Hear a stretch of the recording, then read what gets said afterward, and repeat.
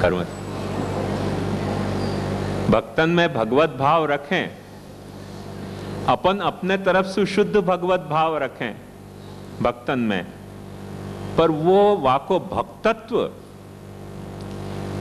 दंभ को है कि वास्तविक है, ये अपने को पता कैसे चलेगा?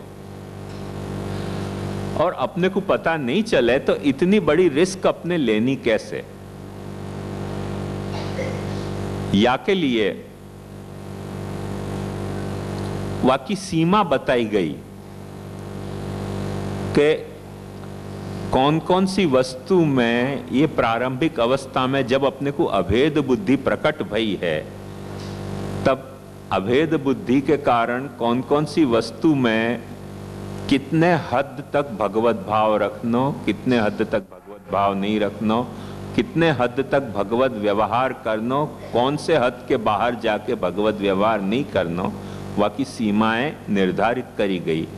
तो कहीं आदर पूर्तो भगवत भाव रखनो, सेवा पूर्तो भगवत भाव नहीं रखनो, स्नेह को भगवत भाव नहीं रखनो पर आदर को भगवत भाव रखनो, कहीं जो है वो मैत्री पूर्तो भगवत भाव रखनो, कहीं जो है वो ऐसो स्नेह पूर्तो भगवत भाव रखो जाए।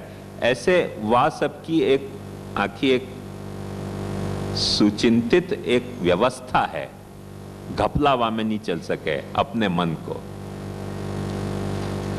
जैसे गाय में भी अपन सर्वदेवमयी गाय को माने हैं, सर्वदेवमयी गाय माने हैं, पर एक बात ध्यान समझो कि गाय को कोई सिंहासन पे पधरा के और सेवा तो नहीं करे ना,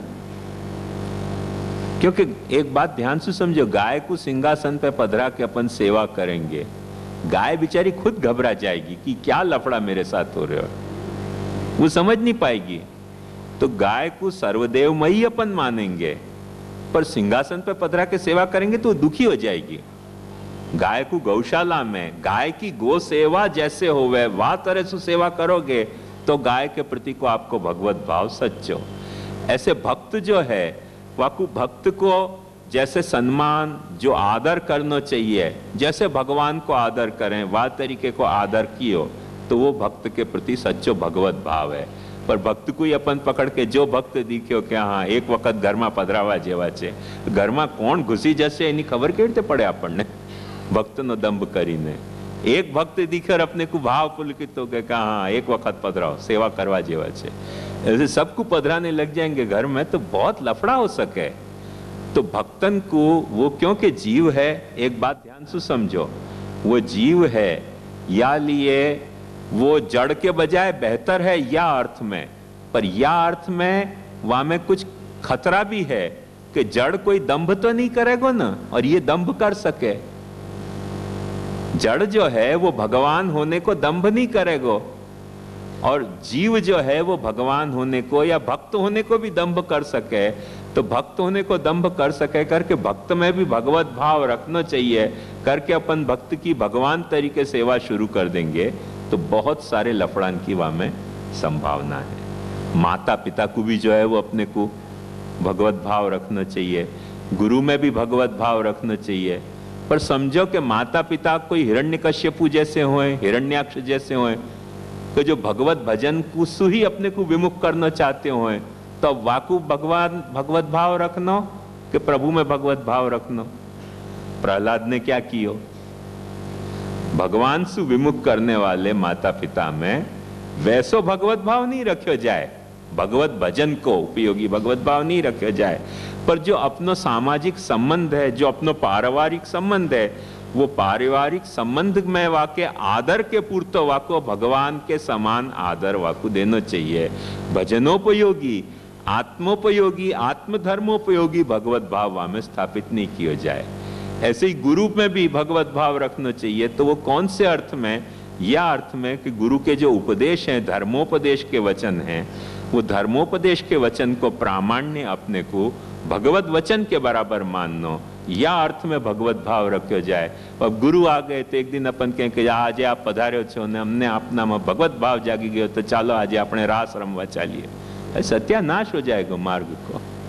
ऐसे रास रमवे लग जाओगे गुरु को बुला के तो बेचारे अपनो तो सत्यानाश होएगा तब होएगा, गुरु को सत्यानाश पहले हो जाएगा, क्योंकि वो बेचारा सीधो लाइन पे जा रहे होगा तो भी आड़े लाइन पे चले जाएगा ना। तो ऐसी बहुत सारी संभावनाएं, तो भगवत भाव रखो। भगवत भाव पर कौन से अर्थ में भगवत भाव कि वाको जो धर्मोपदेश है, वाको धर्मोपदेश को जो वाको अधिकार है, वह अधिकार की महत्ता गरिमा अपन भगवान के तुल्य समझेंगे। पर यह अर्थ में नहीं कि घर में सेवा ही पधरा लें, अथवा वो गुरु खुद जो है वो भगवत धर्मोपदेश ही नहीं करते और कुछ भलते ही धर्मोपदेश करते होए तो अपन कहें कि गुरु ब्रह्मा गुरु विष्णु गुरु देवो महेश्वर गुरु साक्षात परम ब्रह्म। अरे भाई, गुरु साक्षात परम गुरुत्व निभावे तो गुरु साक्षात परम ब्रह्म के हलता पड़ता बदा एक वक्त भगवत सेवा करवा जेवा छे, ऐसे नहीं होवे। तो यह बात को ध्यान से समझो कि जीव में जा वक्त अपन भगवत भाव स्थापित करें हैं, वह जीव में भगवत भाव स्थापित करने में बाकी मर्यादा समझनी चाहिए। जैसे शास्त्र में अपन सब जाने हैं कि घर में जमाई आवे ना तो वाको भी विष्णु रूपाय वराय करके वाके पैर धोने पड़े। अब विष्णु रूपाय वराय करके अपने के हाँ मिल गए आप हमको विष्णु साक्षात, अब वाकू वाके वहां भी मत जाने दो, बस बैसी जाओ वे आ गया तो परणवा सिंहासन ऊपर, तो ये जमाई बेचारो घबरा जाएगो। अब वाकू 56 भोग धरोगे, खा लेगो तो अपनी बेटी विधवा हो जाए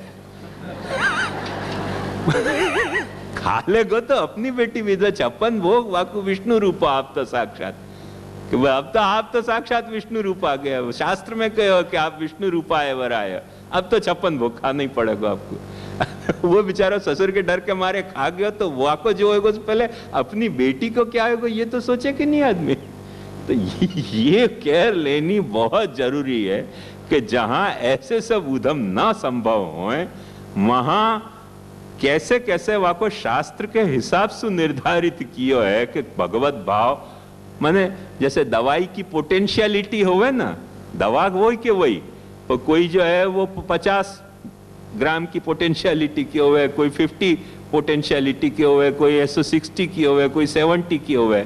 ऐसे भगवत भाव की पोटेंशियलिटी हर वक्त अलग अलग रखनी चाहिए। जैसे छोटे बच्चा को अपन दे में दवाई तो बहुत हाई पोटेंशियलिटी को डोज छोटे बच्चा को नहीं दिया जाए, क्योंकि दवाई के कारण मर जाए छोटा बच्चा।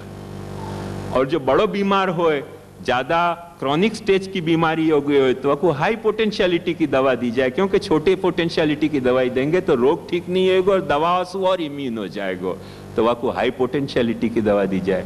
तो ये सारी बातें बहुत सावधानी की अपेक्षा रखे हैं। ऐसे ही शास्त्र में भी ये भगवत भाव रूपी जो औषधि है या कि भी क्या क्या पोटेंशियलिटी होनी चाहिए वो अपने अगड़म बगड़म मन की फितूरन से डिसाइड नहीं होवे। शास्त्र ने जा तरह से जितनी पोटेंशियलिटी में जा व्यक्ति को जैसे भगवत भाव को डोज देने को बताया है उतनो डोज दोगे तो वाको भी स्वास्थ्य हो जाएगा और अपन को भी स्वास्थ्य हो जाएगा, और नहीं तो डॉक्टर और रोगी दोनों मर सके हैं। ये बात ध्यान से समझनी चाहिए। तो वहां में शास्त्र ने बताया कि जहां सु लौकिकता, एक बात ध्यान समझो, या के पीछे जो रहस्य गंभीर, वह गंभीर रहस्य को समझोगे तो सारी बात समझ में आएगी कि जहां सु कोई सांसारिक वासनान की प्रेरणा मिलती होए, ऐसी सांसारिक वासनान की प्रेरणा मिल सकती हो या सांसारिक दुस्संग हो सकते होए, सांसारिकता में अपन ज्यादा गहरे उतर सकते हो, ऐसी जो भी चीजें हैं उनमें से शास्त्र ने अपने को कहा है कि आपको केयर लेनी पड़ेगी भगवत भाव रखने के पहले, कि भगवत भाव रखो पर उतनो मत रखो करके महाप्रभु जी ने बतायो अधूरे विप्रकर्षेवा यथा चित्तम न दुष्यति। माने भगवत भाव रखो, भगवदीयन में भी भगवत भाव रखो, गुरु में भी भगवत भाव रखो, पर keep safe distance, do not किस, जैसे कार के पीछे लिखे हुए है ना ऐसे थोड़ा सेफ डिस्टेंस नहीं रखोगे ना, भटकाओगे तो वो मरेगो, आप मरोगे, भगवत भाव के कारण वो मर जाएगा और वाह के कारण आप मर जाओगे। तो ये कार में जैसे लिखे हुए है कि keep safe distance, do not किस, ऐसे थोड़ा भगवत भाव रखने में भी सेफ डिस्टेंस अपने को बरतना पड़ेगा, अंधानुकरण से भगवत भाव नहीं हो सके। और वह प्रक्रिया में अभेद बुद्धि के आधार पे अपने यहाँ शास्त्रन ने और श्री महाप्रभु जी ने भी ये बात समझाई है कि अपन कोई भी या तरीके को विषयात्मक स्वरूप जो है वहां में जब भगवत भाव स्थापित करें तो विषयात्मक स्वरूप जो है वो अपने को साक्षात कोई ऐसे सांसारिक वासना के तरफ तो प्रेरित कर नहीं सके। बाकी एक बात ध्यान से समझो, बताऊं, देखो यार कि सूक्ष्मता समझोगे तो बात समझ में आएगी कि कई घरन में स्वामिनी जी को स्नान कराने को हम बालकन को अधिकार नहीं होवे। घर की बहू बेटियां ही स्वामिनी जी को स्नान करावे। कारण क्या? घर की बहू बेटी हो तो स्वामिनी को स्नान कराया जा सके, महाराज स्नान नहीं करा सके पुरुषोत्तम होते भय भी। कारण क्या? कारण यह है कि स्वामिनी जी को स्नान कराने की प्रक्रिया में मन में शायद दुर्वासना प्रकट होवे, तो या के बजाय वो स्टेप लेनो नहीं, वो सेवा करनी नहीं, ठाकुर जी की सेवा करनी। ऐसी बहुत सारी बातें बताई गई हैं। कभी अपन फुर्सत से बैठे तो या के सारा विस्तार से समझ सकें। और जैसे श्री गुसाई जी ने ये बात समझाई कि प्रार्थये रसिका स्वैरम पश्यन्त्विदम अहर्निशम एतद रसान भिज्ञस्तु माद्राक्षिदपि वैष्णव। साक्षात भगवत लीला पे भी गुसाई जी ने प्रोहिबिशन रखियो कि नहीं, या को छूट सु जा तरह से अपन लीला को अवगाहन करने को चक्कर चलावे हैं। ऐसे लीला अवगाहन सब स्थिति में नहीं हो सके, क्योंकि भगवत लीला को, साक्षात कृष्ण की भी सब लीला को अवगाहन बिना सोचे समझे करने से कृष्ण लीला भी अपने को कोई वक्त वासना के लिए प्रेरित कर सके है, तो दूसरे की कथा तो दूर रही। जो गुण, जो लीला अपने को संसार से मुक्त कर सके है, वो गुण, वो लीला अपने को संसार के अधपात में भी डाल सके, ये कोई दूसरे के लिए नहीं, साक्षात कृष्ण लीला के लिए कही गई गुसाई जी की बात है। हो एतद रसान भिज्ञस्तु माद्राक्षिद अपि वैष्णव। तो या बात को अपने को समझना पड़ेगा कि जहां सु या तरीके को कोई रिस्पॉन्स की संभावना न होए, उतनी सावधानी के साथ भगवत भाव रखना चाहिए। गए वक्त या वाकई एक आध वक्त पहले मैंने आपको एक कथा सुनाई थी कि एक मेरे ही परिचय में ऐसे बहन आए, उनको ऐसे निरंतर भगवत भाव होतो, तो उनने मुझसे कही कि अब ब्रह्म संबंध दे दो। मैंने भाई ब्रह्म संबंध मत लो, भी उतावल मत करो, मुझको पता तो क्या क्या वहां में महात्म्य, उनकी ब्रह्म संबंध मत लो। तो बोले ब्रह्म संबंध नहीं दो तो मैं सेवा शुरू करूं। मैंने कि अभी धांधल मत करो सेवा करने की, मैं होएगी तब पधरा दूंगा आपको सेवा। तो सेवा नहीं पधराई। फिर उनने क्या किया कि उनके मकान के छत पे मोर ने 2 अंडा धरे, वहां में से वो एक मोर और एक मोरनी निकले, वो कोई कारण से छपरा पे से नीचे गिर गए। तो उनने के हो साक्षात राधा कृष्ण पधार्या घर में पधरा दिए, घर में पधरा लिए, सेवा शुरू कर दी, साक्षात राधा कृष्ण पधार्या। 10-15 दिन में वो लीला पधार गए पाछे। अब मुझे के हवे शू करूं, मैं तो सेवा में पधरे लीला पधारी गया। मैं कीधुं पति बात ना, हवे करवानुं शुं बच्चों आमां? तो बोले आप पधरावता नहीं ठाकुरजी। पधरावी दे ठाकुरजी, तमे मोरना ईंडामांथी केम ठाकुरजीने पधराव्या? ज्यांथी पधरावा ना होय त्यांथी पधराव्या कि मन फावे छापड़ा उपरथी ठाकुरजी पधरावी लेवा?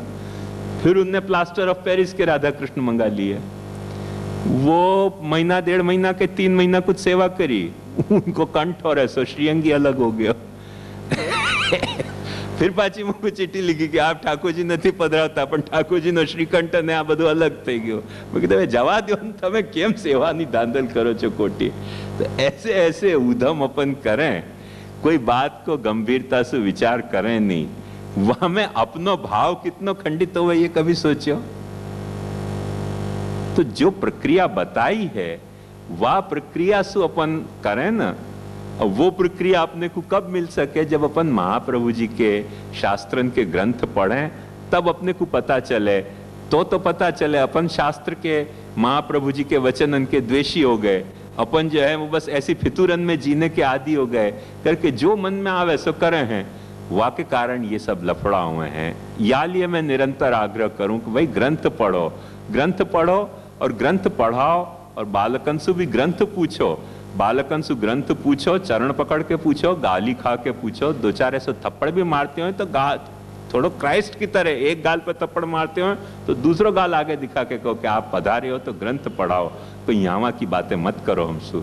तो क्या होगा, बालकन को भी फिर अपनो स्वरूप को बोध होएगा। अपने यहाँ कितनी देखो सुंदर प्रणाली थी। एक बात समझो, बालक की घर में पधरावनी हुए ना, पधरावनी हुए तो परम कृपाल श्री वल्लभ नंदन करत कृपा निज हाथ दे माथे, जे जन शरण आए अनुसर ही ग्रही सौंपत श्री गोवर्धन नाथे, कह के उनकी आरती उतारते थे कि बालक को अपनो क्या रोल है कोई के यहाँ जाने में बराबर याद आवे।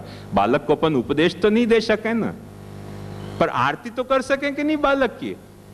कीर्तन गा के परम कृपाल श्री वल्लभ नंदन करत कृपा निज हाथ देते, अपन उपदेश नहीं दे सके बालक को, क्योंकि बालक को जो रोल है सोसाइटी में, अपने संप्रदाय में गुरु को रोल है, वैष्णव को जो रोल है वो ऐसा अनुयायी को रोल है, तो वैसे उपदेश नहीं दे सके, पर आरती तो कर सके कि नहीं। तो ऐसे आरती उतारनी कि बहुत कृपाल आप पधारे कि अब हमको ग्रंथ सीखना मिलेगा, 2 4 6 11 12 13 जितने आटा लेके ऐसी ऐसी आरतियां करो।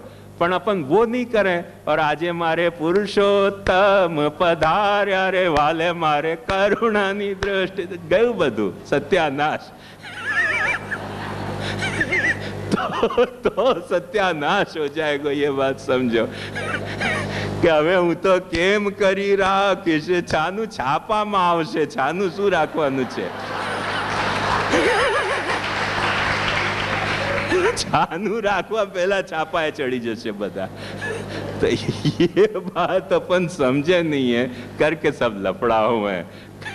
तो ये थोड़ा बात गंभीर रहस्य है, सिद्धांत रहस्य नहीं है, ये अपसिद्धांत रहस्य है, पर कभी न कभी आपको समझना पड़ेगा यदि अपने को मार्ग को जीनो है तो, नहीं तो बहुत लफड़ा की हमें संभावना है। तो जीव की सेवा करी जा सके है, निश्चित सेवा करी जा सके है, पर वाकी मर्यादाएं जो शास्त्र में बताई हैं उतनी मर्यादा में ही वाकी सेवा हो सके। वासु ज्यादा अतिरिक्त वामे न तो भाव स्थापित किया जा सके है, न वातरिक वासु अतिरिक्त वा के साथ व्यवहार किया जा सके। हर व्यवहार की मर्यादा है, हर भाव की मर्यादाएं हैं, उनमें अंगीकृतौ समर्यादा, ये जो सर्वोत्तम स्तोत्र में आयो है कि समर्याद अंगीकार है, माने निर्मर्याद अंगीकार नहीं है। या रहस्य को जब तक अपन नहीं समझेंगे तब तक अपन मार्ग को दगा दे देंगे। व्यक्तिगत जाकी जो कथा है वो व्यक्तिगत कथा है, पर अपन अपने मार्ग को तो दगा नहीं दें। जो इतना अच्छा मार्ग अपने को आचार्य चरण ने दियो, वाको वळतर, वाको माने अपन जो गुरु दक्षिणा है महाप्रभु जी को ऐसी तो नहीं दे दें कि जहां में महाप्रभु जी को मार्ग ही बदनाम हो जाए आंखों के, ये ऐसे से गिलेंडरिया मार्ग में। तो ये सावधानी अपने को बरतनी पड़ेगी। भगवत भाव मैंने आपको बताया कि अलग अलग मर्यादा में अलग अलग जगह रखे जा सकें।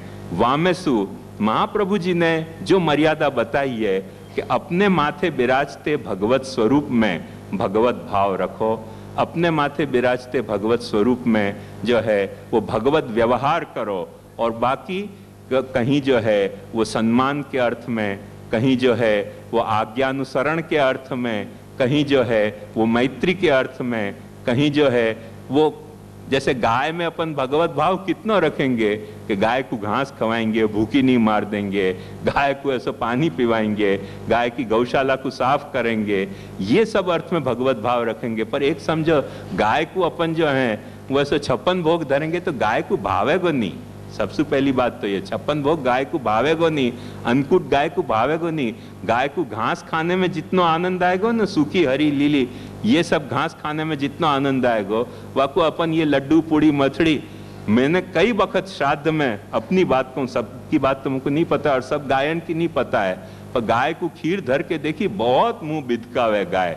गाय समझती होगी क्यों बेवकूफ है, दूध पीना ने मुंह को आवे ये कि मैं आपको दूध पिवाऊं। तो जब भी खीर सामने धरूं ना, न जाने क्यों गाय मुंह बिदकावे। पता नहीं सब गाय बिदकावे कि जिनको मैंने धरे वही बिदकाती थी।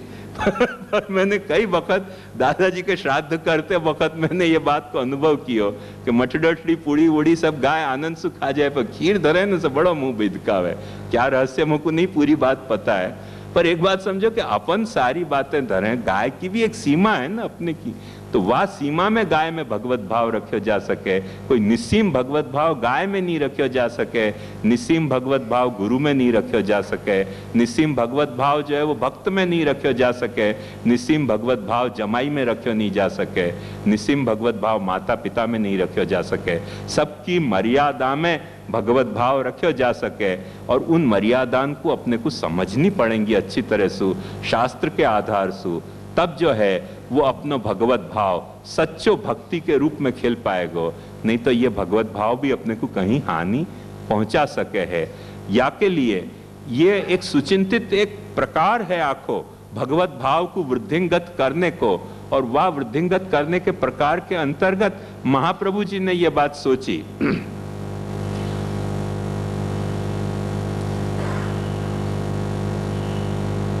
कि यावत बहिस्थितो वन्नी प्रकटो वा विषेन नहीं, तावद अंतस्थितोप्येष न दारु दहन क्षमा, एवं सर्वगतो विष्णु प्रकटश्चेन्न तद विषेद, तावन्न लीयते सर्वम इति कृष्ण समुद्यम। देखो कितनी सुंदर बात महाप्रभु जी समझा रहे हैं। ध्यान से समझोगे तो हर बात समझ आएगी। ये जहां कृष्ण को जन्म भयो है वहां ये बात महाप्रभु जी आज्ञा कर रहे हैं।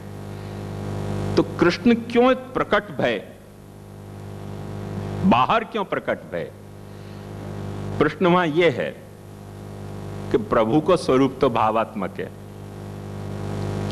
तो भावात्मक स्वरूप को तो हृदय में ही प्रकट रहना चाहिए, तो ये बाहर क्यों प्रकट होना चाहिए?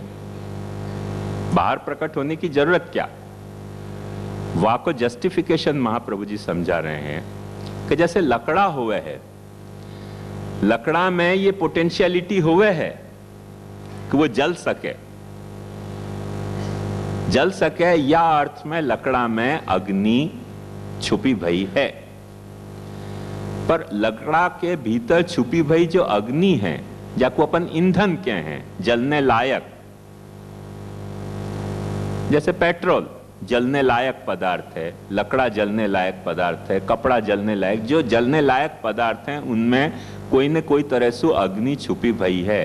पर शर्त वाकी क्या है कि बाहर से कोई अग्नि वाकु स्पर्श करे तब वहां में अंदर बाहर सब जगह अग्नि प्रकट हो जाए। तो यावत बहिस्थितो वन्नी प्रकटो वा विषेन नहीं, तावद अंतस्थितोप्येष न दारु दहन क्षमा। भीतर रही भाई भी जो गुप्त अग्नि है, गुप्तानंद वाली अग्नि, वो बाहर प्रकट नहीं हो सकेगी जब तक बाहर से वाकु स्पर्श नहीं कराया जाए। लकड़ा को भी अपन बाहर से एक वक्त जलावें तब वहां से भीतर से पहुंचे, अंदर भीतर बाहर सब जगह वो प्रज्वलित हो जाए। तो बाहर से कैसे करना करके प्रभु ने भावात्मक स्वरूप जो है वो ऐसे कोई बिरले हुए हैं, ये नियम नहीं बता रहे हैं, पर ये एक एवरेज बता रहे हैं कि एवरेज सिचुएशन या तरीके की है। जैसे महाप्रभु जी ने कईयन को सीधी मानसी सेवा प्रदान कर दी, महाप्रभु जी ने कईयन को सीधो लीला अनुभव प्रदान कर दियो, तो वो एक कथा जो है वो अपवाद है, वो नियम नहीं है। जैसे अच्युत दास जी को चरणोदक दे के सीधो मानसी को भाव प्रदान कर, सामर्थ्य प्रदान कर दिया, वो अपवाद है, वो नियम नहीं है। पर जो नियम है वो क्या है? नियम वाको है वो ये है कि जब जामे जलने की पूरी सामर्थ्य है, वाकु भी बाहर की अग्नि को जब स्पर्श होवे तब जो है वो भीतर बाहर अग्नि प्रज्वलित हो सके। वहां में यावत बहिस्थितो वन्नी प्रकटो वा विषय नहीं, तावद अंतस्थितोप्येष न दारु दहन क्षमा, एवं सर्वगतो विष्णु। विष्णु अपन एक विष्णु का अर्थ ये समझें, विष्णु माने वो चार भुजा वाले शंख चक्र गदा पद्मधारी विष्णु, वो एक विष्णु का अर्थ है और सच्चो और सीधो सरल अर्थ है। पर विष्णु को एक अर्थ और है, जैसे जीते वाकु जिष्णु कहो जाए, करतो होए वाकु करिष्णु कहो जाए, सहन करतो होए वाकु सहिष्णु कहो जाए, होतो होए वाकु भविष्णु कहो जाए। ऐसे जो चारों ओर व्याप्त होए वाकु विष्णु कहो जाए, वो बात महाप्रभु जी बता रहे हैं। एवं सर्वगतो विष्णु प्रकटश्चेन्न तद विषय तावन्न लीयते सर्वम इति सर्व कृष्ण समुद्यम। सर्वगत विष्णु जो है, विष्णु सर्वगत होने के कारण अपने अंदर में भी स्थित है, विष्णु सर्वगत होने के कारण अपने बाहर भी स्थित है। फिर से देखो, याद रखो, अतस्तु ब्रह्मवादेन कृष्णे बुद्धि विधीयताम। ये सर्वगतता जो है वो ब्रह्मवाद को प्रिंसिपल है कि वो सर्वगत होने से ब्रह्म है। विष्णु को एक पहलू ब्रह्म होनो है, विष्णु को एक पहलू चतुर्भुज होनो है। वो प्राकृत धर्मानाश्रय अप्राकृत निखिल धर्म रूप के न्यायसु। तो वो जो सर्वगत विष्णु है वो जा वक्त बाहर सु भीतर नहीं जाएगो तब तक भीतर रहो भयो विष्णु बाहर नहीं निकल सकेगो। और भीतर रहो भयो विष्णु बाहर नहीं निकलेगो तो अपन भजन के नाम पे जो भी काम करेंगे वहां में थोड़ो बहुत तो दम्भ होएगो। तो भीतर को रहो भयो विष्णु बाहर प्रकट होना चाहिए। भीतर को रहो भयो विष्णु जो है वो क्या है? आत्मानंद समुद्रस्थ कृष्ण है, वो भीतर को रहो भयो विष्णु है। वाकु बाहर प्रकट करने के लिए महाप्रभु जी ने एक पुष्ट स्वरूप की प्रक्रिया आपने को समझाई कि ये पुष्ट स्वरूप जो है ये सर्वगत विष्णु है। या के लिए शास्त्रार्थ माने सर्वनिर्णय प्रकरण देखोगे तो वहां भी यही बात श्री महाप्रभु जी बचा है कि वस्तु विचारे सर्वस्यापि भगवद रूपत्वाद विशेषस्तु अयम एनम उद्धरिष्यामि तदा मृदादेव प्रादुर्भूत। वस्तु विचार सु सब कछु भगवद रूप है, सर्वगतो विष्णु ब्रह्मवाद की बात है। और एनम उद्धरिष्यामि तदा मृदादेव प्रादुर्भूत, या जीव को उद्धार करने के लिए बाहर सु याकू मैं पकड़ूं ऐसे ढंग सु, जैसे बाहर सु अपन जो है वो फुलझड़ी को दिया सलाई लगावे तो फुलझड़ी में रहो भयो जो दारू है वो दारू फिर जलने लगे, और बाहर से जलने लगे तब भीतर तक सब जलने लग जाए और पूरी प्रज्वलित हो जाए फुलझड़ी। ऐसे ही जो बाहर से रहो भयो वहां दारू को और मतलब है, यहाँ दारू को और मतलब है। वो दो दो अर्थ के दारू हैं। वो पीने वाली दारू एक पाछी एक अलग दारू है, वो दारू को यहाँ मत सोचियो। तो मैंने यावत बहिस्थितो वन्नी प्रकटो वा विषय नहीं, संस्कृत में दारू को अर्थ होवे लकड़ा। वो फुलझड़ी में कोई एक दूसरो दारू हुए और वो पीने वाली दारू कोई तीसरी दारू है। तो यावत बहिस्थितो वन्नी प्रकटो वा विषय नहीं तावत अंतस्थितोप्येष न दारू दहन क्षमा। वो तब तक बाहर सु जो वन्नी जो है वो लकड़ा को जा वक्त नहीं छुए तब तक लकड़ा के भीतर रहो भयो वन्नी बाहर प्रकट नहीं हो सके है। या के लिए सर्वगत विष्णु ने पहले बाहर प्रकट भय कृष्ण के रूप में, और कृष्ण प्रकट होके सबको स्पर्श कियो, सबकी आंख को स्पर्श कियो, सबके कान को स्पर्श कियो, सबके हाथ को स्पर्श कियो, सबके जो है वो चरणन सुगम्य होने के रूप में स्पर्श भयो उनको। तो या अर्थ में सबके स्पर्श माने स्पर्श होने के कारण फिर धीरे धीरे वो विष्णु सबके हृदय में गयो, और जब हृदय में गयो तब पाछो वो हृदय में सु बाहर आयो। तब कैसे बाहर आयो वाकी प्रक्रिया श्री महाप्रभु जी ने सुबोधनी में बताई है कि वो वेणुवादन करके, जैसे प्रमेय प्रकरण आप देखोगे तो वेणुवादन करके, और वो जो विष्णु है विष्णु को कृष्ण को वो वेणुवादन की प्रणाली सु भक्तन के हृदय में प्रभु प्रविष्ट भयो, और हृदय में जा वक्त प्रविष्ट भयो कान की प्रक्रिया सु कर्ण की प्रक्रिया सु, तब फिर हृदय में सु बाहर प्रकट भयो भाव की प्रक्रिया सु। और वो प्रक्रिया ऐसी प्रकट भई कि व्रज गोपी व्रज की गोपिकाएं माने व्रज में बैठी बैठी वृंदावन में प्रभु क्या लीला कर रहे हैं वो देख पाई। तो वो क्या उनको प्रोजेक्शन हतो? वो उनको प्रोजेक्शन नहीं हतो। वो क्या उनकी कल्पना हती, कवि कल्पना हती? तो महाप्रभु जी कह रहे हैं कवि कल्पना नहीं हती, पर उनको अंतर और बाह्य एकाकार हो गयो, एकाकार हो गयो करके आज अपनो जो अंतर में है वो बाह्य में नहीं है, जो बाह्य में है वो अंतर में नहीं है। या तरीके को कुछ पर्दा सो है, वो पर्दा जो है वो ट्रांसपेरेंट हो गयो, क्योंकि जब भीतर के बाहर को विष्णु जा वक्त भीतर जावे ता वक्त भीतर को जो रहो भयो छुपे भयो आत्मानंद समुद्रस्थ विष्णु है वो भाव के रूप में भजनानंद के रूप में बाहर आएगो। तो बाहर को विराज भयो जो स्वरूपानंद है वो फिर पूर्णतया प्रकट हो जाएगो। तो एक वक्त वाके लिए पुष्ट स्वरूप को भीतर जाने दो, फिर भजन को भाव रूप स्वरूप जो है वो बाहर प्रकट होएगो, और पुष्ट भाव मिलके पूरा स्वरूपानंद बन जाएगो। ये बात प्रक्रिया महाप्रभु जी ने समझाई। या के लिए इतनी रिस्क लेना खतरा है कि यहाँ निरानंद विषय है, निरानंद निश्चित विषय है, पर वो निरानंदता कौन से अर्थ में निरानंदता है? निरानंदता या अर्थ में निरानंदता है कि अपने को वहां आनंद को अनुभव प्रकट नहीं हो रहा है, क्योंकि अपन ने अभी वहां भजन किया नहीं है। कल मैंने वही बात आपको बताई कि वृक्ष में ऐसो फलित होने की, पुष्पित होने की सारी सामर्थ्य मौजूद है, पर वह वृक्ष की थोड़ी परवरिश आपको करनी पड़ेगी, वृक्ष की थोड़ी सेवा करनी पड़ेगी, थोड़ी मट्टी हिलानी पड़ेगी, थोड़ी पानी पिलाना पड़ेगा, थोड़ा खाद देना पड़ेगा, थोड़ी धूप वाको अच्छी तरह से मिले वो सरंजाम करना पड़ेगा, फिर अपने आप वृक्ष जो है वो पुष्पित फलित हो जाएगा। और फिर वृक्ष जो है वो अच्छी तरह से खिल के आपके सामने सारो फल आपको दे सके।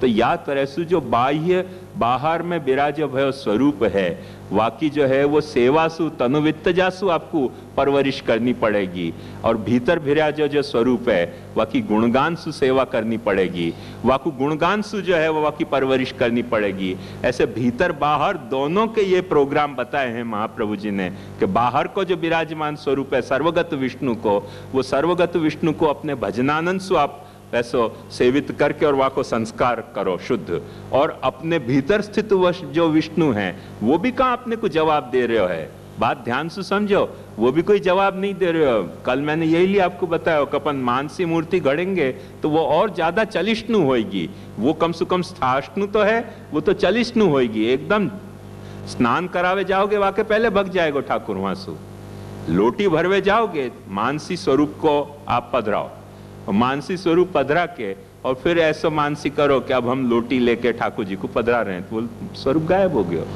इतने में गायब हो जाए। इतनो चलिष्णु स्वरूप है। तो इतनो जो चलिष्णु स्वरूप है वह स्वरूप की सेवा शुरुआत में नहीं करी जा सके जब तक मन इतनो तन्मय न हो जाए कि जितने तन्मय में वो स्वरूप वहां से भग न सके। प्रणय रशनया ग्रहित पद मने चरण, वो जब तक नहीं हो जाए, प्रणय रशना से वाके चरण को जब तक आप बांध न लो कि वो भाग न सके, प्रणय रस स्नेह के रसनासु, भक्ति की रसनासु जब प्रभु के चरण को आप बांधोगे कि वो भाग न जाए, तब तो वो स्थिर रहेगो, स्थास्नु बनेगो, और स्थास्नु बनेगो तब वाकी मानसी सेवा शुद्धतया हो सकेगी। वाके पहले खोटी धांधल करेंगे तो वो भीतर बाहर की जो तादात्म्य है विष्णु के साथ अपनो, न तो वो अपने को बराबर अनुभव में आएगो और न प्रभु को महात्म्य ही कछु वा प्रकार की सेवा या गुणगान में प्रकट हो सके। दो बात ध्यान से समझो कि भीतर प्रकट करने के लिए महाप्रभु जी ने कथा और गुणगान को कल्प बतायो है, और बाहर प्रकट करने के लिए महाप्रभु जी ने तनुवित्तजा सेवा को कल्प बतायो है। तनुवित्तजा की सेवा जब धीरे धीरे रूढ़ होके मानसी होगी, वाको मतलब के बाहर विराजो भयो स्वरूप आपके भीतर चले गयो। और गुणगान जब आप कर रहे हो प्रभु के, प्रभु की कथा को जब वक्त श्रवण कीर्तन स्मरण कर रहे हो, वह वक्त आपको श्रवण कथन कीर्तन में भाव इतनो दृढ़ भयो कि जो लीला को आप गान कर रहे हो वह लीला को गान आपको बाहर दर्शन देने लग जाए अपने सेव्य स्वरूप में, तो भीतर को विराजो भयो स्वरूप बाहर प्रकट हो गयो। सर्वानंदमयस्यापि कृपानंद सुदुर्लभ हृदगत स्वगुणान श्रुत्वा पूर्ण प्लावयते जनान, मैंने सदानंद परेर गया सच्चिदानंदता तथा, ये जो निरोध लक्षण में बात बताई थी वो भीतर को स्वरूप फिर बाहर आने लग जाए। और मैंने जो जो अपनो भाव होए, जो जो अपना मनोरथ होए, वह हिसाब से प्रभु अपने को अनुभव दर्शन देने लग जाए। वह तरह से अपन आज सेवा कर रहे हैं, एक बात समझो ध्यान से कि अपन सेवा कर रहे हैं ठाकुर जी के सामने, अपन ठाकुर जी की सेवा कर रहे हैं, ठाकुर जी के सामने अपन राजभोग में ऐसो चौपड़ साजें, खिलौना साजें, अपन साजे हैं, अपन कीर्तन गावे हैं, अपन कीर्तन गावे पर अपन को ये भाव तो स्फुट नहीं हुआ है ना वहां के वृंदावन में प्रभु विराज रहे है। कीर्तन गा के वह भाव को अपन इतनो रूढ़ बनावे कि फिर अपने को अपने सिंहासन पे विराजो ठाकुर जी, वृंदावन में गोचारण कर तो सखान के साथ खेल तो दर्शन देने लग जाए। वो कैसे दर्शन देगो? वो दर्शन देगो वो लीला गुणगान की प्रक्रिया से आपने अपनो भाव इतनो दृढ़ कियो कि भीतर भर्यो भयो भाव छलक के बाहर आयो। और तनुवित्तजा की प्रणाली सु जब आपने वाकी इतनी सेवा करी कि बाहर विराजो भयो स्वरूप भीतर जब पहुंच जाए, ऐसे भीतर को बाहर और बाहर को जब भीतर जाए तब जाके वो एवं तब जो है वो सारो भक्ति को जो दीप है वो प्रज्वलित हो जाएगो, भक्ति को जो कमल है वो पूरी तरह से खिल जाएगो। ये एक आखी सुविचिंतित सुविचारित एक प्रक्रिया महाप्रभु जी ने बताई है। वाह प्रक्रिया सु करेंगे तो कुछ अपने को हासिल हो सके। और अगड़म बगड़म कुछ भी करेंगे, कोई कीर्तनवादी हो गयो, कोई ऐसो सेवावादी हो गयो, कोई जो है वो रोने के वादी हो गयो, कोई जो है मनोरथवादी हो गयो, तो वो सब सिस्टम को अपन कॉलेप्स कर देंगे। वहाँ के बाद वो कुछ हो नहीं सके। वहाँ में जो महाप्रभु जी समझाना चाह रहे हैं वो अपने को हासिल नहीं होएगो।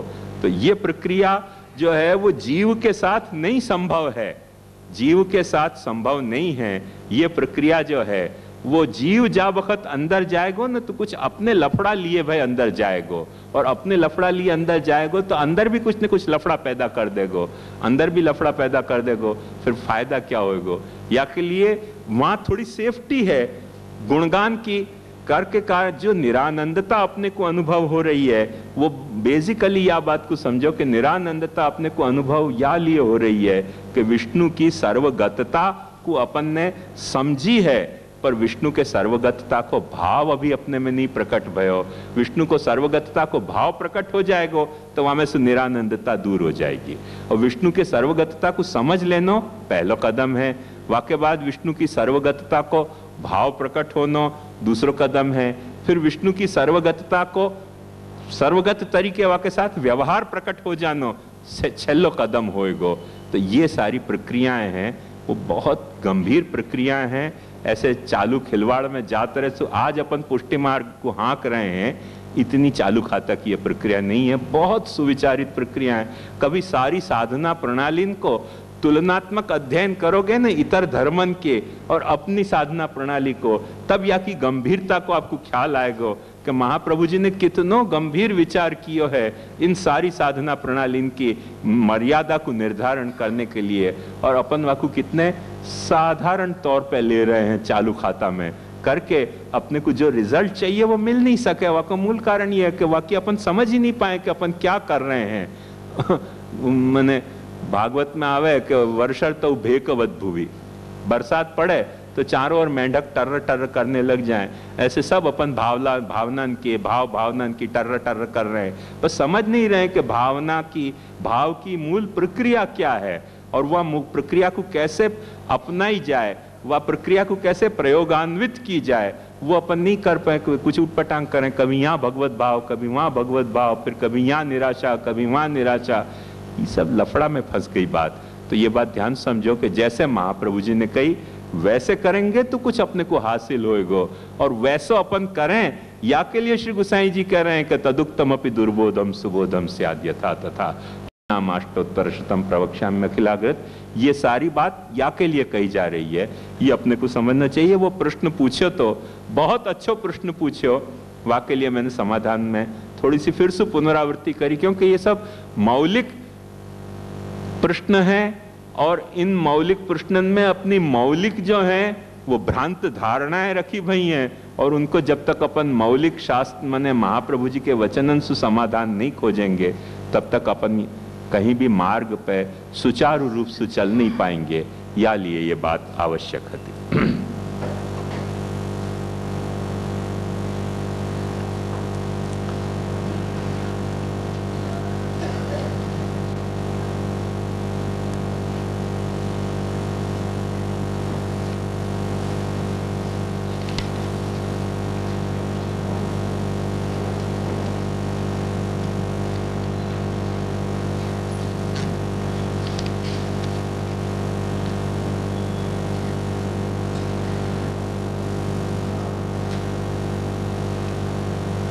संप्रत्य विषयस्तस्य माहात्म्यम समभूत भुवि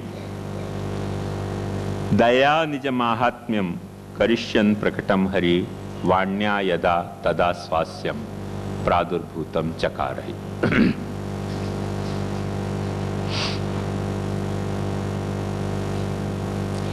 या तरीके को जो माहात्म्य है प्रभु को, सर्वगत विष्णु को ये माहात्म्य कि वो बाहर से अंदर जावे, बाहर जो विद्यमान है वो भीतर जावे। अपन कह रहे हैं कि भीतर है ही तो जाने की क्या आवश्यकता है, पर एक बात ध्यान से समझो कि भीतर है ही, वाकु जाने की आवश्यकता। महाप्रभु जी ये समझा रहे हैं कि भीतर जो है वो बाहर क्यों नहीं आ रहे हो, वाकी आवश्यकता समझ लो कि आपको अहम, जैसे मेरो श्याम मनोहर मेरे आड़े आवे है, मेरे भीतर रहो भयो जो प्रभु है, वाकु बाहर होने में मेरो श्याम मनोहर आड़े आवे है। आपको जो है वो चिमन भाई आपको आड़े आवे है, कोई को रमेश भाई कोई को आड़े आवे है। तो जो अपन जो है अपनो अहम अपने को आड़े आवे है, और वो बाहर जो विराज है वो प्रभु है, वाकु भीतर जाने में कौन आड़े आवे है? वहां में अपने को मम नहीं है और दूसरे में मम है, वो अपने को आड़े आवे। तो जा वक्त बाहर विराजे भय प्रभु को अपन अपनो इतनो मम मान लें, इतनो मम मान लें कि वाक जितनो भी अपन ने मम जाकू मान्यो है वो सब वाके मम को पार्ट होवे, वो उन मम को पार्ट नहीं होवे, तो वो बाहर विराजे भयो प्रभु अपने भीतर जाएगो। और अपनो जो अहम है, जो अपने भीतर विराजे भय प्रभु को बाहर नहीं आने दे रहे हो, वह अपने अहम को अपने भीतर विराजे भय प्रभु को अपन जा वक्त पार्ट मानेंगे, वह वक्त वो भीतर विराजे भय प्रभु अपने बाहर आएगो। और उन दोनों को जा वक्त गंगा सागर संगम हो गया ना, फिर बस तन्मयता हो जाएगी, तन मनस का, तदालापा, तद विचेष्टा, तदात्मिका, तद गुणानेव गायन्त्यो, नात्मा गाराणी सस्मरु। वो नात्मा मने अहम और आगाराणी मने मम, ये बात ध्यान से समझो। तब वो तन मनस्कत्व आएगो, तब तदालापत्व, तद विचेष्टत्व और तदात्मकत्व मने वो तादात्म्य वाह वक्त आपको स्फुरित होने लग जाएगो कि वाह में और मेरे में कितनो क्लोज तादात्म्य है। पर वाह के बिना, और ये तादात्म्य स्फुरित होने के बाद भी महात्म्य को विलोपन नहीं होएगो, ये काफी गंभीर प्रक्रिया महाप्रभु जी ने विचारी है। और वो प्रक्रिया को जो महात्म्य है वो प्रकट करने के लिए श्री महाप्रभु जी प्रकट भय हैं। क्यों कि संप्रत्य विषयस्तस्य महात्म्यम समुभूत भुवि दया निज महात्म्यम करिष्यन प्रकटम हरिर्वाण्या यदा तदा स्वास्यम प्रादुर्भूतं चकारे। प्रभु को दया आई कि जो दैवी जीव मैंने प्रकट किए मेरे या अनुभव को पाने के लिए, वो दैवी जीव यदि ऐसे या महात्म्य को ही नहीं समझेंगे तो या अनुभव को पाएंगे कैसे? क्योंकि उनकी समझ ही नहीं यदि सुधरी तो भाव कैसे सुधरेगो, भाव ही नहीं सुधरे तो व्यवहार कैसे सुधरेगो? तो भाव के आड़े व्यवहार आ जाएगो, व्यवहार के आड़े जो है वो समझ आ जाएगी, समझ के आड़े भाव आ जाएगो, सब अगड़म बगड़म हो जाएगो। इनमें एक रूपता लाने के लिए प्रभु ने अपने मुखारविंद को प्रकट कियो, और वो मुखारविंद जो प्रकट भयो वह मुखारविंद ने प्रकट होके और प्रभु को ये महात्म्य समझायो है। ये महात्म्य समझ के और जा वक्त अपन प्रभु के मने वाह उनकी वाणी को जो उपदिष्ट प्रकार है, वाह प्रकार से अपन जब प्रभु को आनंद लेंगे, भजनानंद और स्वरूपानंद, तो बात बनेगी। ये बात आगे के श्लोक में कही जा रही है, दया निज महात्म्यम करिष्यन प्रकटम हरिर वाण्या यदा तदा स्वास्यम प्रादुर्भूतम चकारे। या में एक शब्द आयो है दया को। ये दया भी बहुत ध्यान से समझने की बात है।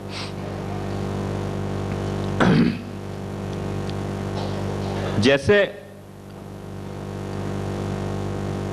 सामान्यतया अपन पुष्टि भक्ति के हैं,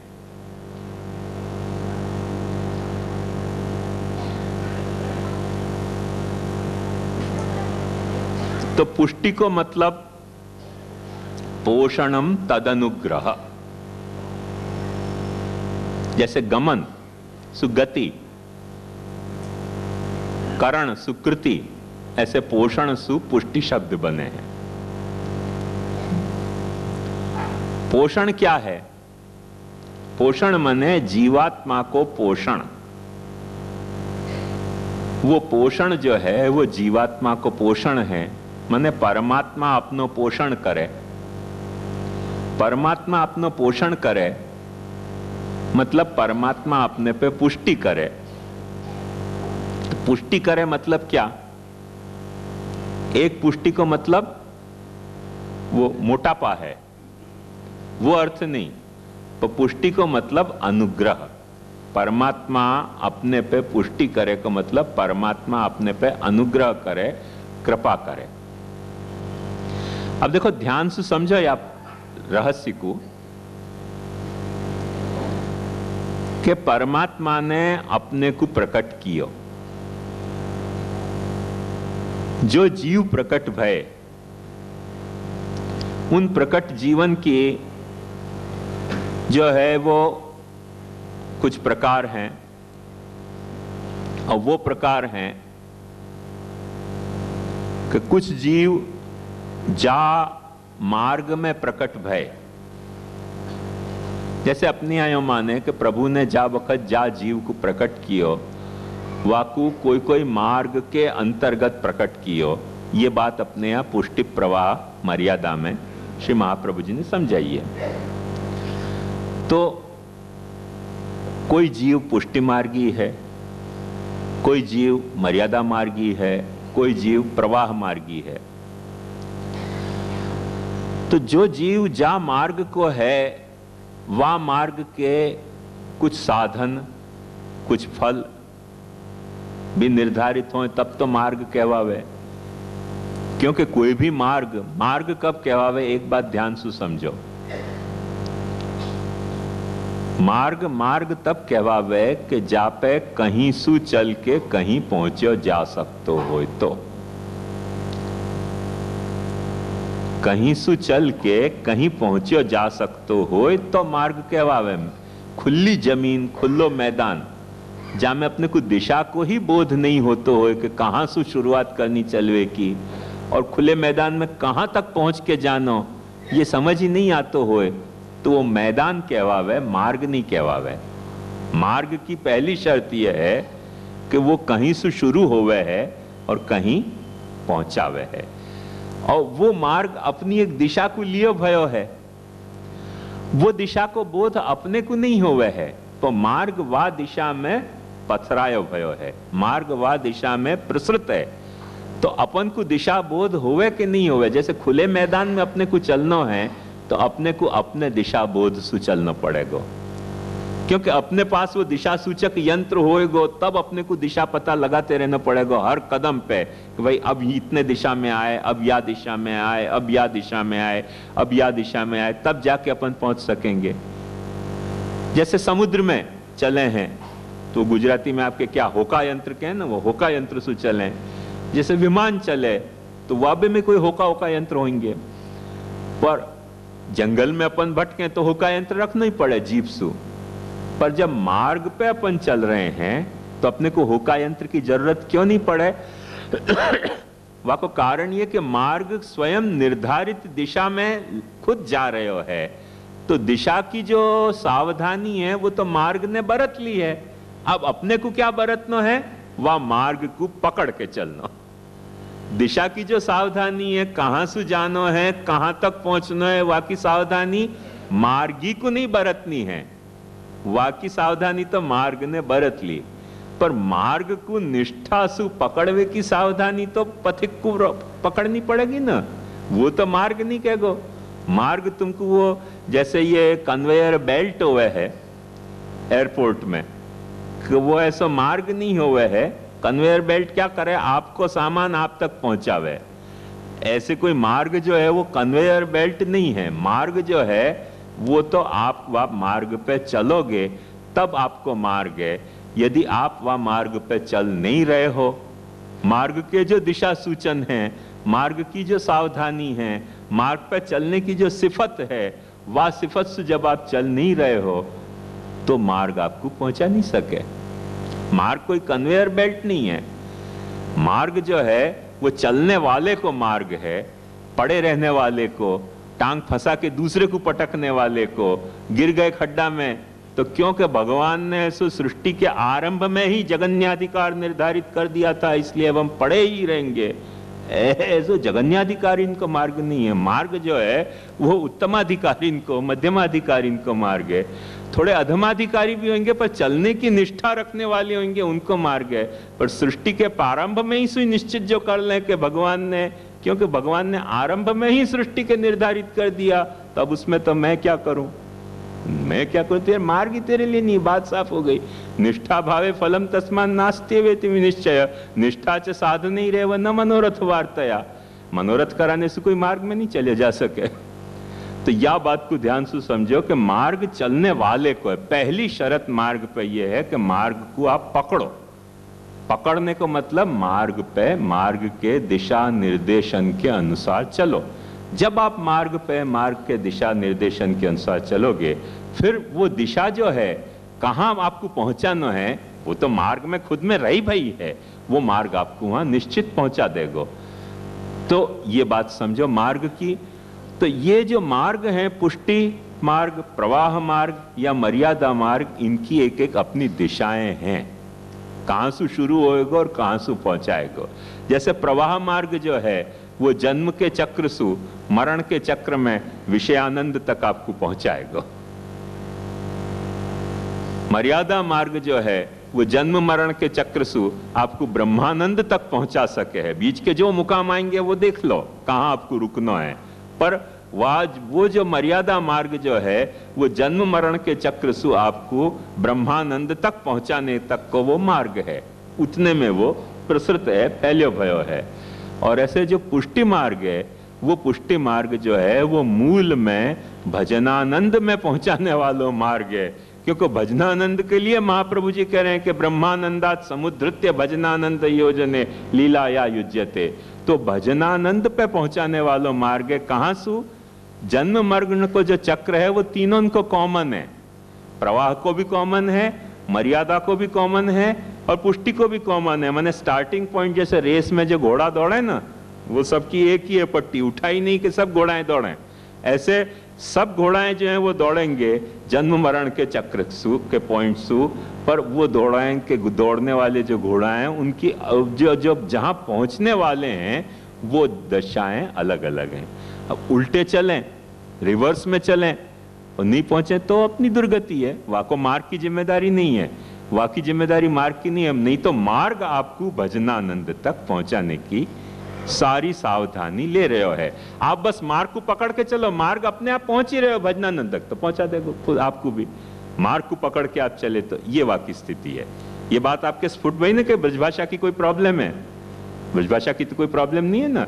तो बस या तरह से मार्ग पकड़ के जा वक्त आपको भजनानंद तक पहुंचा रहे हो है, वह वक्त जीव जो है वो इन मार्गन में तीन तरह के हो सकें। कौन कौन से?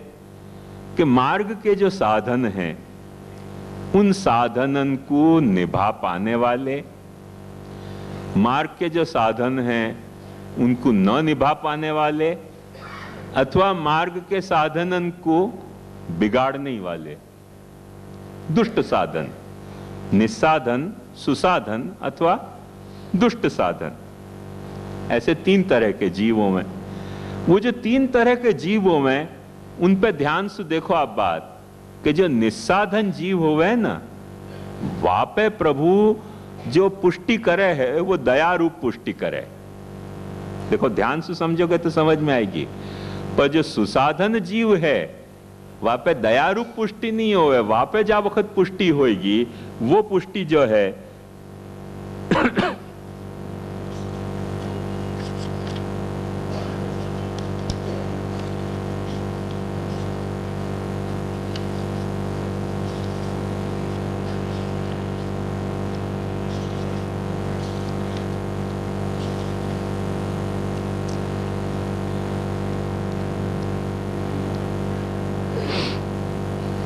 तो वो जो मार्ग है, वह मार्ग पे जो पुष्टि है, वहां में सबसे पहले दो, एक बात मेरे कहने में थोड़ी धांधल हो गई। दो तरह की पुष्टि है। एक पुष्टि तो ऐसी है कि जो प्रभु अपने सामर्थ्य से करे है, और एक पुष्टि ऐसी है कि जो वो प्रभु अपने सामर्थ्य से नहीं करे है, पर प्रभु अपने स्वरूप से करे है। जा स्वरूप को अपने यहां स्वरूप निष्ठा के तरह मैंने आपको बताई बात।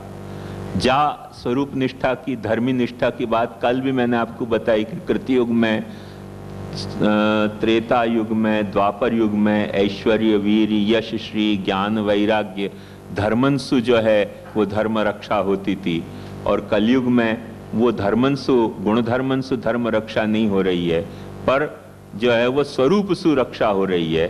तो ये बात ध्यान से समझो कि वो जो पुष्टि है वो प्रभु अपने सामर्थ्य से भी कर सके और अपने स्वरूप से भी कर सके। यह बात को बहुत सुंदर विवेचन महाप्रभु जी ने ऐसे समझाया कि जैसे डूबते आदमी को बचाने के लिए एक व्यक्ति सामर्थ्य अपनी वापरे। सामर्थ्य कैसे कि टायर फेंके, रस्सी फेंके और सारे साधन फेंके, हेलीकॉप्टर लेके आ जाए कि उठा के ऊपर ले ले, ये सब सामर्थ्य है बचाने वाले की। पर डूबते भय आदमी को खुद बचाने के लिए खुद भी वहां में कूद पड़े, वो स्वरूप है वाको। वो सामर्थ्य नहीं वापर रहे हो, अपनो स्वरूप वापर रहे हो है। तो एक से स्वरूप वापर के भी जो है वो अनुग्रह हो सके है और सामर्थ्य वापर के भी हो सके। अपन ने जैसे रस्सी फेंकी, अपन ने टायर फेंके हो वाकू, अपन ने कोई सलिया फेंकी हो, सांकल फेंकी, या हेलीकॉप्टर ले जाके अपन ने वाकू उठाने के लिए कोई चक्कर चलाए, तो ये सब जो है वो व्यक्ति की बचाने वाले की, उद्धारकर्ता की सामर्थ्य है जो वो वापर सकते हो। और उद्धारकर्ता अपनी सामर्थ्य को नहीं वापर के स्वरूप को वापरे, वो भी एक अनुग्रह का प्रकार है। कि वो कह रहे डूब रहे हो तो चल मैं भी तेरे पास आ रही हूं कूद के, खुद डाइव लगावे, खुद जंप लगावे, खुद आके पकड़े डूबते को कि चल कैसे डूब रहे हो, अब पकड़ मेरा सहारा ले। वो अपनी सामर्थ्य नहीं वापर रहे हो, वो अपनो स्वरूप वापर रहे हो है। तो ऐसे दो तरह की के पुष्टि को स्वरूप होवे है। और शब्द या को नहीं मिले है यद्यपि ग्रंथन में, पर अपन को घड़नो है तो अपन यो घड़ सकें कि एक स्वरूपानुपाती और एक सामर्थ्यानुपाती, ऐसे दो तरह के कृपा प्रभु कर सके। सामर्थ्यानुपाती कृपा और स्वरूपानुपाती कृपा। सामर्थ्यानुपाती मतलब वो कृपा के जो अपने सामर्थ्य से प्रभु कृपा प्रकट कर रहे हो है, और स्वरूपानुपाती कृपा को मतलब कि वह तरीके की कृपा कि जो अपने सामर्थ्य से नहीं पर अपने स्वरूप से प्रकट कर रहे हो है। ऐसे दो तरीके की कृपा। तो ये जितनी भी सामर्थ्यानुपाती कृपा हैं, उन सामर्थ्यानुपाती कृपा के मैंने एक ग्रंथ में 3 भेद निरूपित किए हैं। वो मेरी फितूर के आधार पर नहीं, पर जगह जगह ग्रंथन में जा तरीके के कृपा के स्वरूप मिले हैं, उनको एक संकलन मैंने करके दियो।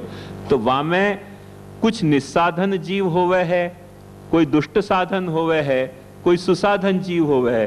तो जो निस्साधन जीव होवे है वहां पे दया की जाए है। निस्साधन जीव पे अपन जो है वो प्रसन्नता तो प्रकट नहीं करेंगे न, कहा तू कितना निस्साधन है, बहुत खुशी भाई। निस्साधन जीव पे दया आवे। और सुसाधन जीव पे क्या आवे? जो खुद सुसाधन है, साधन अच्छी तरह से कर रहे हो, वहां पे दया नहीं आवे, वहां पे अपने को संतोष आवे, वहां पे अपने को तोष आवे, तोष रूपी कृपा हुए। जैसे एक बच्चा को अपन पढ़ा रहे हैं और वो पढ़ रहे हो अच्छी तरह से, तो अपन क्या करेंगे? दया करेंगे वहां पे।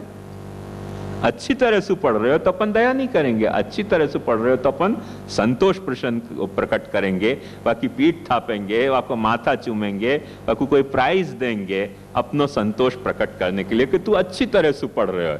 तो वो भी तो अपनी कृपा ही है ना। वो कृपा जो है वो दया रूपी कृपा नहीं है, वो कृपा तोष रूपी कृपा है। और जो बेचारा पढ़ नहीं पा रहे हो कोई कारण से, पढ़ नहीं पा रहे हो है कोई कारण से, तो वाक्य पे अपन कौन सी कृपा करेंगे? दया रूपी कृपा करेंगे। क्यों? तो पढ़ नहीं पा रहे हो, कोई कारण है वाको, कोई जात की वाकी शारीरिक कमजोरी है, कोई जात की मानसिक कमजोरी है, आंख की कमजोरी है, बौद्धिक कमजोरी है, तो वहां पे अपन दया करके कोई एक्स्ट्रा ट्यूशन रखेंगे, कुछ एक्स्ट्रा वाक्य के लिए मेथड खोजेंगे कि जहां मेथड से वो बेचारो पढ़ सके। तो वो जो है वो दया की रूप में प्रकट होती कृपा है। और कोई बच्चा ऐसा गिलिंडर तूफानी है कि सामर्थ्य सब है पढ़ने की, पर पढ़े ही नहीं।